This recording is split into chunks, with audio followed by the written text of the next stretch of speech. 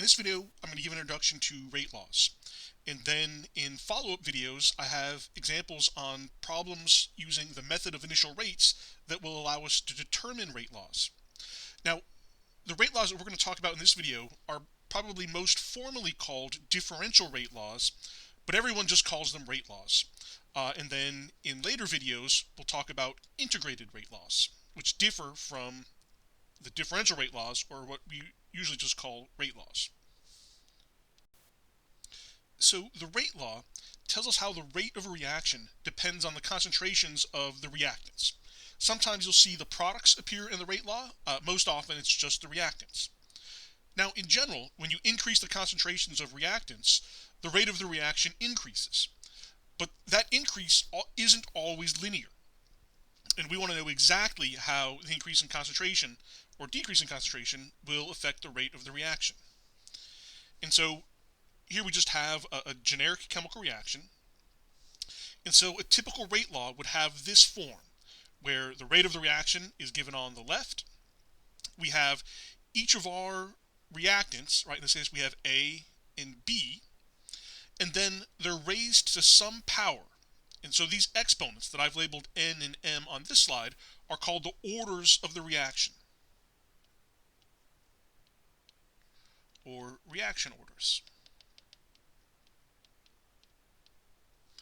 And so sometimes we talk about the specific orders with respect to each reactant. So in this example, the order of A is N and the order of B is M. The total reaction order is just the sum of the individual orders. If I wanted to know the total order of the reaction,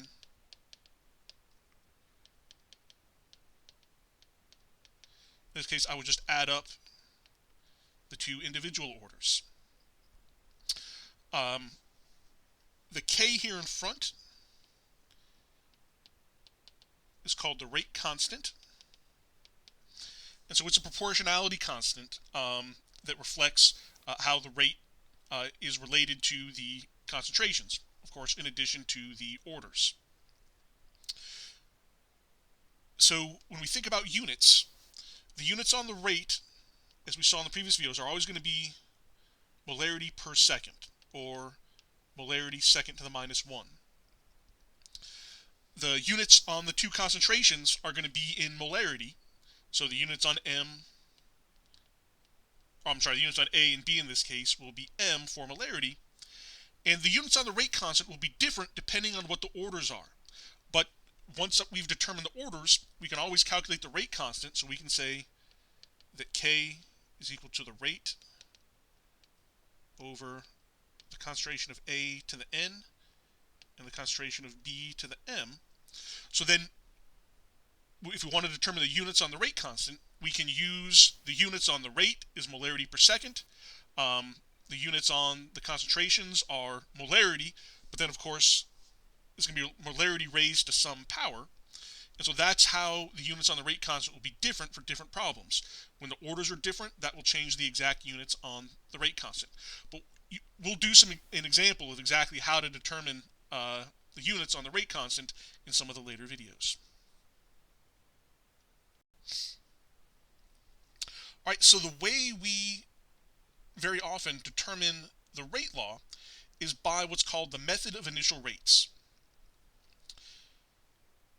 And so what we do with this method is we run several different trials. And so for each trial, we determine the instantaneous rate just after the reaction begins.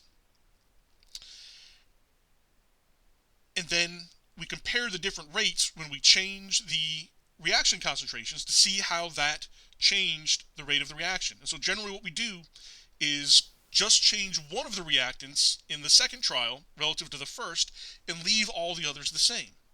And that way, any change in the rate of the reaction will just be due to the change in the concentration of that reactant. And that will allow us to determine the order on that reactant. And then we'll do another trial where we just change the concentration of the second reactant and leave all the other concentrations the same. That will allow us to determine the order on that reactant.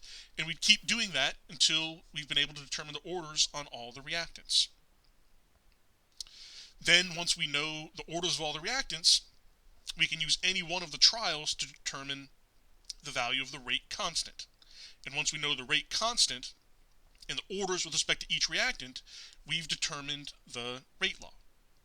And so in the next videos, we'll see an example of exactly how we would do that, how we would use the method of initial rates to determine the rate law for a reaction.